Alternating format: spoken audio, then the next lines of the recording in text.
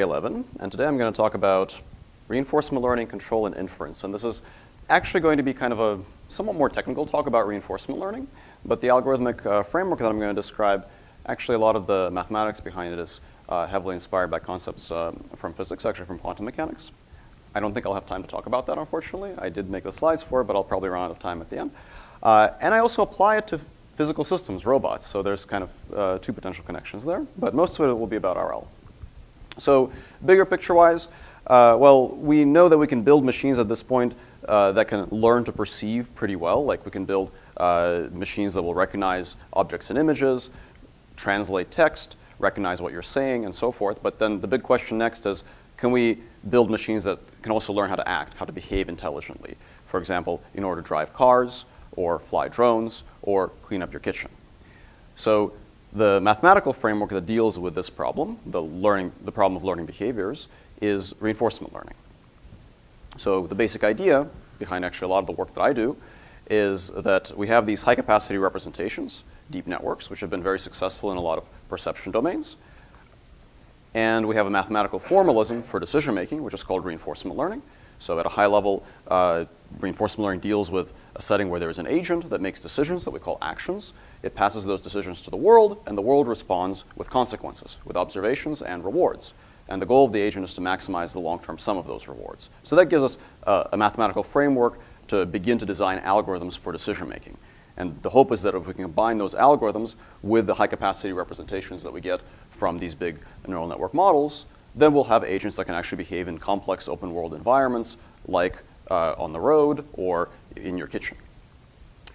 So, okay, that sounds very nice, but can reinforcement learning actually automate real-world behaviors, real-world decision-making and control? So we've seen in the last few years some pretty impressive successes in the world of reinforcement learning for closed-world domains, domains like playing video games, for example, or playing the game of Go. These are challenging domains from the standpoint of decision-making, but they don't exhibit the same kind of diversity and complexity that the real world does, because they're closed worlds. They're worlds governed by relatively simple rules that we can implement in a computer and then have the algorithm basically play the game in a simulation. So what makes it difficult to apply these kinds of methods to the real world? Well, there are a few challenges, and I'll illustrate these challenges with some examples from current reinforcement learning benchmark tasks, which maybe make some of this stuff pretty apparent. So this seems like a fairly tough task. You have this little humanoid robot. Its job is to run as fast as possible. And you can run reinforcement learning, and we'll actually figure out how to make this guy do what it's supposed to do. But before this algorithm even begins to make progress, this little bit here takes the equivalent of about 10 hours. Of course, it runs much faster in simulation, but if this was a real robot actually running in the real world, it would need 10 hours just to begin to make progress. And then, who knows how long to get up here. And that's only part of the problem. This is a much simpler task. This is a benchmark task called the half cheetah, just like what it sounds like. It's half of a cheetah. What you're seeing here on these plots, I'll call these the red algorithm and the black algorithm. And each of those curves was made by running the red algorithm or the black algorithm 5 times and averaging the results. So from looking at this curve, you might say, well, the red one, whatever it is, seems to be quite a bit better. Actually, it turns out that these are 5 runs of an algorithm called trust region policy optimization, and this is 5 runs of an algorithm called trust region policy optimization with different random seeds. So this is one set of 5 random seeds. This is another set of 5 random seeds. Same algorithm, different results if you run it multiple times. And this is because these algorithms are actually quite sensitive to the particular random numbers they get, initialization, and so on. And this sensitivity is kind of problematic because it means if we want to run things in the real world, we want the red line, but maybe we'll get the black line, or maybe we'll get something even worse. So in today's talk, I'm going to discuss a framework for reinforcement learning that actually kind of redefines the notion of optimality a little bit in a way that at first seems a little counterintuitive, but turns out to actually work quite a bit better and begin to mitigate some of these problems. So I'm going to first discuss some of the mathematical foundations for this, something called maximum entropy reinforcement learning, sometimes also called soft optimality. Then I'll discuss how we can build practical deep RL algorithms out of this and actually use them to control real-world robotic systems. And then if I have a little bit of time, I'll conclude with some maybe philosophical thoughts about what this notion of optimality actually means as opposed to the more classical one.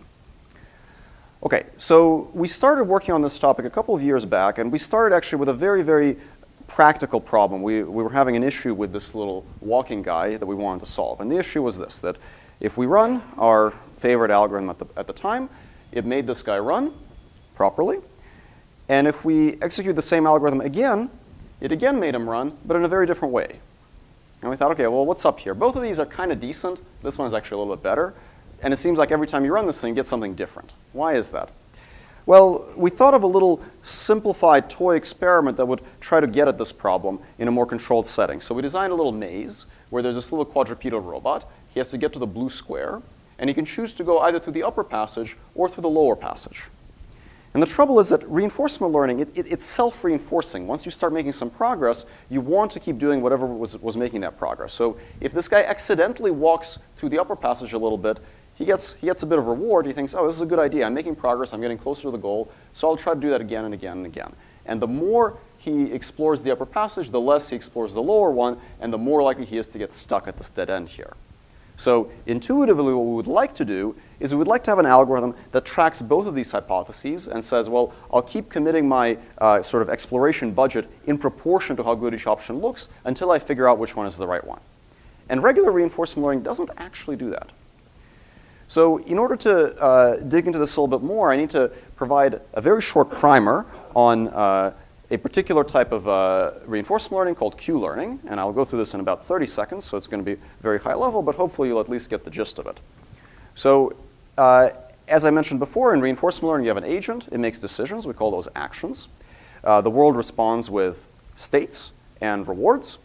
And our goal is to learn a policy. So a policy gives us a distribution over actions conditioned on a state. So that's what we want to get. And what makes a policy good? Well, a good policy maximizes your total reward. So this is basically the reinforcement learning objective. A very useful object for optimizing that objective is something called the Q function. The Q function tells you, if you start in a particular state, take a particular action, and then follow your policy pi, what will be your total reward? So it's sort of like a partial sum, a part of this total objective for some state st and some action at. And Q functions have a very interesting property. If you can find the Q function for a policy, you can immediately get a better policy. And the way that you get a better policy is you simply take an action with probability 1 if it is the argmax for the Q function. And this will always be better than whatever policy you had before. So you can use this to do reinforcement learning. And in fact, we can characterize the Q function for the optimal policy as obeying this equality. So you could either do this procedure, basically repeatedly replace your policy with this one, or you can directly enforce this equality at all the states you've seen so far. Both of them are valid. The top one is called policy iteration, and this one is called Q-learning. So now that we know a little bit about Q functions, let's go back to that problem with the upper and lower passage and try to understand it a little bit better. Here, what I've visualized is a kind of a cartoon representation of the Q function at the initial state. There's one option to go left and one option to go right. And if you've gotten a little further along the upper passage, then the left option will have a taller peak, just through randomness. You got a little further, you got a little more reward, so you have a higher value for the Q function. So that means that when you then find a policy that maximizes this Q function, it'll basically put all of its probability mass on the left peak because that one is the bigger one, which means that this peak will get taller, and this one will not. So you will spend more and more of your time going to the upper passage and completely ignore the other one. So what we would like to do intuitively is we'd like to commit our probability mass in proportion to some positive transformation of these Q values. So if they both look about equally good, let's go to each of them about an equal number of times. Now, Q values can be positive and negative. Probabilities have to be positive, so you have to have some positive transformation. It turns out that an exponential transformation actually has some really interesting mathematical properties, which I'll briefly touch on later, but for now, just take my word for it. We'll go with the exponential. So now we can say, well, how do you find a policy that commits probability mass proportional to this exponential Q? Well, you need to minimize some difference between distributions, and a very convenient notion of difference between distributions is the KL divergence. So we'll minimize the KL divergence between our policy and the exponentiated Q distribution. And it turns out that if we plug in the definition of KL divergence, it actually provides us with a fairly interesting interpretation. We have the expectation under pi of Q, so this is saying how close are we to maximizing our reward, and then we have the second term that amounts to the entropy of the policy, shown in red. So it's like saying, maximize your reward, but be as random as possible. And that's kind of interesting. That's saying that you want your policy to do as many possible things as it can, provided those things are good. And that will get you to explore both of those hypotheses, both the upper passage and the lower passage. But we've actually done something a little strange here. We've actually changed what it means to be optimal. We've said that optimal now means covering all the good stuff rather than just the max. And we'll come back to this point later. OK, now it turns out that if you do this, you can actually show that your reinforcement learning algorithm is now actually performing inference in a particular kind of probabilistic model. So optimal control, reinforcement learning is a type of optimal control, asks the question, which actions lead to optimal futures? Inference asks the question, which action was taken given that you are optimal in the future? And these two are actually very, very similar. The only difference is that this one adds the entropy term. So I won't go in detail through the probabilistic interpretation, but the short version of it is that the corresponding graphical model has states, actions, and these additional variables that basically capture the notion the future was optimal. So these are called optimality variables. And it turns out that reinforcement learning can actually be framed as variational inference in this graphical model, which I will not go through. OK, so next I want to briefly show a few examples of how this method can be instantiated in a practical deep RL algorithm that can actually be used for real-world robotic learning. So one modern algorithm developed on these principles is called soft actor-critic. Soft actor-critic is quite similar to Q-learning, except that it also learns a separate policy network. So there's a neural network representing the Q function, learned with a procedure similar to Q-learning, with the addition of that term in red, which accounts for the entropy. And there's a second step that minimizes the KL divergence I mentioned before. So learn the Q function, minimize the KL divergence. And then you collect some more data, interact with the world, and so on. In the world of probabilistic graphical models, the first step can actually be interpreted as computing messages in a variational message passing procedure, and the second term can be interpreted as fitting the variational distribution. This algorithm works quite well. It does very well on all the current benchmarks. In fact, it's actually the current state-of-the-art method. But perhaps more importantly, because of that property that it maximizes entropy, it actually results in fairly robust behaviors. So what I'm going to show next is a video of this algorithm being used to learn how to stack Lego blocks. Not a very difficult task.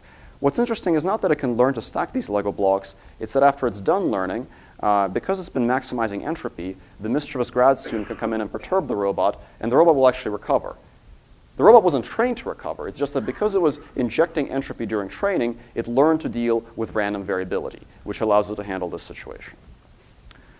We can use the same principle to get a dexterous hand to learn how to rotate a valve from images. So this is literally what the robot is seeing, this image right over here. And again, the resulting policy is actually fairly robust. You can go in and mess with it a little bit, and it'll basically try to bring back the valve so the blue thing is pointing to the right. It was not trained, obviously, with human hands in the scene, so when the person sticks their hand in there, it might get a little confused, but then it brings it back to where it's supposed to be. We actually use the same exact method to train this little quadrupedal robot how to run. So it starts off not knowing anything about walking, just sort of wiggles its legs randomly. And after a couple of hours of training, it can actually walk pretty well.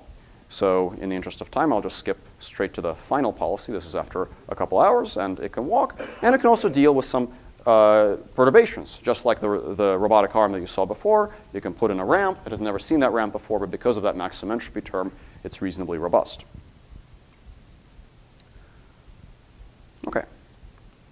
So give you extra time to that was the last one. OK, so 1 minute. OK, so I'll just briefly summarize a few kind of more philosophical ponderings about the implications of the soft optimality objective to maybe build some of the intuition for what it really means. So remember how I said that we sort of redefined what optimality really is. So we can think about what kind of trajectories, don't worry about the giant equation, I'll explain that shortly. We can think about what kind of trajectories will we actually get when we use this objective as opposed to the classic objective. So the classic objective will give us the trajectory with the largest reward. the maximum entropy objective, we can think about what it will give us, based on this graphical model. We'll simplify it by just assuming that the dynamics are deterministic, just to aid our understanding. And it turns out that then all you're left with in the probability of the trajectory is the exponential of the sum of rewards. That makes sense. We exponentiated q values before. Q values are sums of rewards. So the probability of a trajectory is the exponential of the sum of rewards. What that means is that the trajectory with the largest reward is the most likely. As the reward goes down, the trajectories become less likely, but they might still occur. So suboptimal stuff can happen. It just becomes exponentially unlikely as it becomes less and less optimal. Now, this kind of formulation of optimality has certain implications for what kind of behaviors we might see. So in pictures, let's think about a very simple example. Let's say that I'd like to go to that spot shown with the orange cross, and I start in this spot over here. So my reward is just my distance to this, and I always start here. What I might expect is that, well, the optimal path is just a straight line, but this orange cone represents sort of all the states with high probability of reaching the goal. So it's sort of a cone emanating backwards from the goal. And the blue cone shows the states that I can reach starting from here. The trajectories that have this high probability under this maximum entropy objective will basically be the intersection of these two cones. So the state marginals here will look like little circles that get fatter and fatter as you move towards the midpoint. And it turns out that if you actually get people to do a little experiment where they reach for particular locations, this is from a paper by Lee and Todorov from 2006. If you get people to start in a particular place, reach for a particular location, and record their trajectories, they'll actually exhibit exactly this pattern. They'll have the most variability in the middle, the least variability in the beginning because that's where they start, and the least variability at the end. And in fact, this model tends to be a pretty decent model of motor control. It has a bunch of other connections to other fields in science, which I'm out of time, so I won't discuss this in detail. But that's it for my talk. All the code is here. There's a blog post that describes this in detail. And much of the work that I discussed was actually done by my PhD student, Thomas Harnoya, who actually graduated recently. So if you have any questions, you can also ask him.